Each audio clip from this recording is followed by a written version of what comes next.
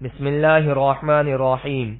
صرف 5 منٹ کا مدرسہ قرآن و حدیث کی روشنی میں 57واں دن 27 صفر المظفر۔ نمبر 1 اسلامی تاریخ۔ ملکہ سبا کا اسلام لانا۔ ملکہ سبا بلقیس نے حضرت سلیمان علیہ السلام کی شان و شوکت کا حال سن کر ان کی خدمت میں حاضری کی تیاری شروع کر دی۔ ادھر اس کے آنے کی اطلاع وحی کے ذریعے حضرت سلیمان علیہ السلام کو مل گئی۔ انہوں نے ایک وزیر کے واسطے سے پلک جھپکتے ہی ملکہ کا تخت شاہی منگا لیا اور اس کی تھوڑی سی شکل و صورت بدل دی۔ جب ملکہ دربار میں پہنچی تو حضرت سلیمان علیہ السلام نے پوچھا، کیا تمہارا تخت ایسا ہی ہے؟ ملکہ نے کہا، گویا یہ وہی ہے۔ حضرت سلیمان علیہ السلام نے ایک محل تعمیر کرا کر اس کے صحن میں ایک بڑا حوض بنوایا اور پانی سے بھر کر اس کے اوپر خوبصورت شیشے کا فرش بچھایا تھا۔ دیکھنے والوں کو ایسا محسوس ہوتا تھا کہ صحن میں پانی بہہ رہا ہے۔ جب ملکہ سبا صحن میں پہنچی تو پانی دیکھ کر اس میں داخل ہونے کے لیے پنڈلی سے کپڑا سمیٹا۔ حضرت سلیمان علیہ السلام نے کہا، اس کی ضرورت نہیں، کیونکہ پورا صحن خوبصورت شیشے سے بنایا گیا ہے۔ ملکہ کی عقل پر یہ سخت چوٹ تھی۔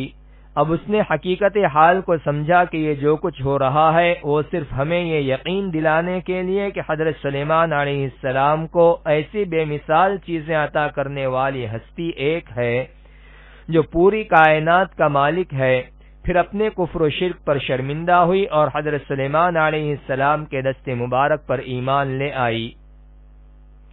نمبر 2 اللہ کی قدرت۔ ڈولفن مچھلی۔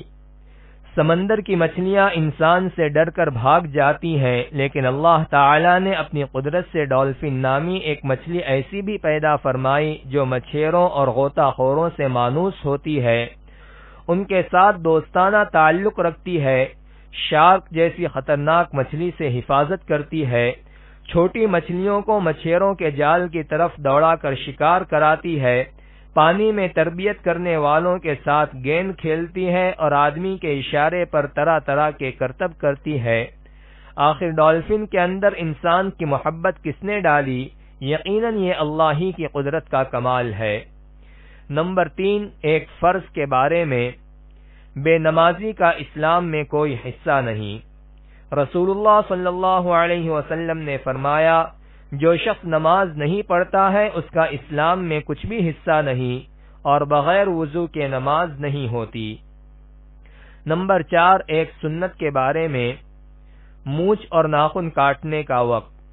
حضرت ابو ہریرہ رضی اللہ عنہ بیان کرتے ہیں کہ رسول اللہ صلی اللہ علیہ وسلم جمعہ کی نماز سے پہلے لب یعنی مونچھ تراشتے اور ناخن کاٹتے تھے۔ نمبر 5 ایک اہم عمل کی فضیلت۔ اللہ کا ذکر کرنا۔ رسول اللہ صلی اللہ علیہ وسلم سے معلوم کیا گیا کہ بندوں میں سب سے افضل اور قیامت کے دن اللہ کے نزدیک سب سے بہتر کون ہے؟ آپ صلی اللہ علیہ وسلم نے فرمایا، جو مرد اور عورت کثرت سے اللہ کا ذکر کرنے والے ہیں۔ نمبر 6 ایک گناہ کے بارے میں۔ مسلمان بھائی سے بول چال بند رکھنا۔ رسول اللہ صلی اللہ علیہ وسلم نے فرمایا، جس شخص نے اپنے مسلمان بھائی سے 1 سال بول چال بند رکھی، اس نے گویا اس کا خون بہا دیا۔ نمبر 7 دنیا کے بارے میں۔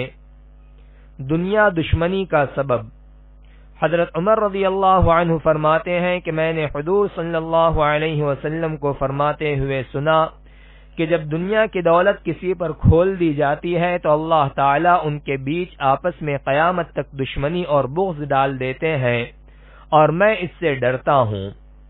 خلاصہ، جب کسی کے پاس خوب مال و دولت جمع ہو جاتی ہے تو لوگ اس سے حسد کرنے لگتے ہیں، جس سے دشمنی پیدا ہوتی ہے۔